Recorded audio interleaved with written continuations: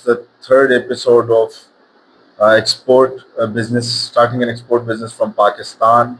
One of the biggest things that I would like to discuss is that people were asking me about how to find clients. I'll get on to it.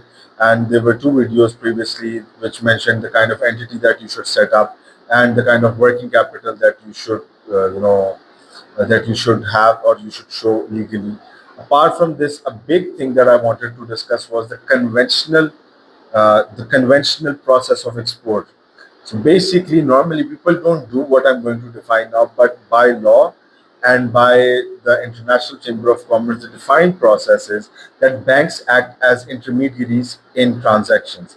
Say there's a business in the United States and then there's a business in Pakistan. Business in the United States wants to buy something from the business in Pakistan.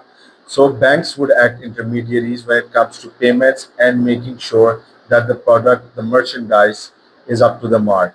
So they would have their own bank, say Chase, and we can take an example of HBL.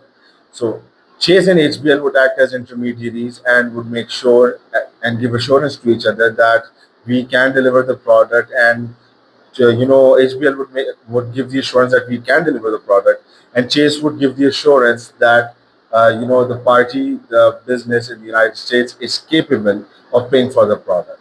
So normally it starts with a 50% advance, and what you have to do is that you have to start manufacturing the product if you're in the manufacturing sector after taking the 50% advance, and the rest you get when the merchandise is ready. But when banks act as intermediaries, they hold the payments to themselves and they make sure entirely that the shipment is dispatched from over here and it has been received in the United States by the business, and the business in the United States has conveniently checked out everything regarding that shipment. Where if everything is intact, only then the bank would release our payment and give it to us in our own bank accounts. I hope that I've made this clear. Apart from this, normally what people do is that they don't let banks act as intermediaries because this is a very long process, and I don't recommend, no one recommends you do that. Normally, what people do is that they receive an order, they take 50% advance, and then they manufacture the whole shipment. And when they are about to dispatch, and when the final, the way of the shipment has been conducted and it's cleared, only then, after showing the shipping labels, the remaining 50% payment is paid to the supplier. I hope that I made this clear. There are more things to this as well, but stay tuned for more. Thank you very much, and grow global with our guys.